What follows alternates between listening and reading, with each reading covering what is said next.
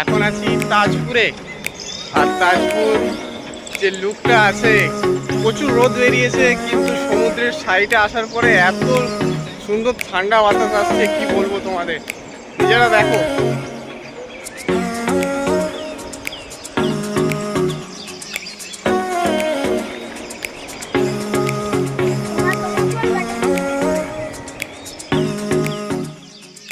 আমরা সাধারণত কি দেখি যে মৃত শাক সাদা কালারের হয়, আজকে হঠাৎ তাজপুরের বিচে দেখলাম জ্যান্ত যে শাকটা সেটা চড়ে বেড়াচ্ছে। দেখুন কিভাবে চড়ছে, পা গুলো থাকে, দেখাচ্ছি যে ভিতরে পোকাটা কিরকম ভাবে থাকে। কিন্তু অ্যাকচুয়ালি জিনিসটা দেখতে ক্যাকড়ার মতো বেরিয়ে আসছে। টোটাল 4-8টা পা আছে।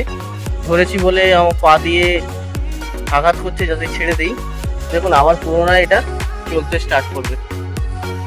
ছেড়ে দিলাম, পরিষ্কার জলের মধ্যে দেখুন পুনরায় আবার হাঁটতে স্টার্ট করছে।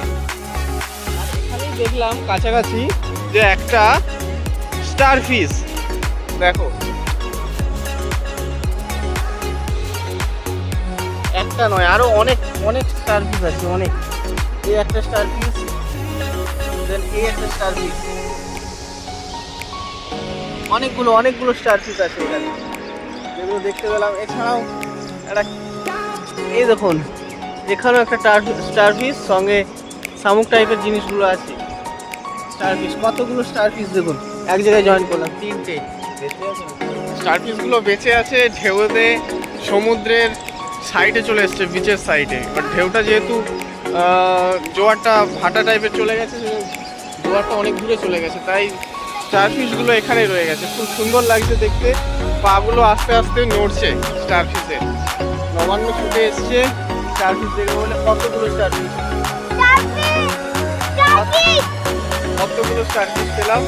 একটা জেলিফিশ টাইপের ছোট একটা দেখেছিলাম, বা ওটা মরে গিয়েছে, পচা পচা গন্ধ উঠছে। এখানেও একটা স্টার ফিশ দেখুন, কত কত স্টার ফিশ। কালেক্ট করছি আমরা একে একে সব। দূরে সবাই বসে আছে, আমরা আমাদের সঙ্গে যারা এসেছেন ফ্যামিলি মেম্বার বসে আছে। এখানে প্রায় 5 থেকে 6টা স্টার ফিশ কালেক্ট করলাম।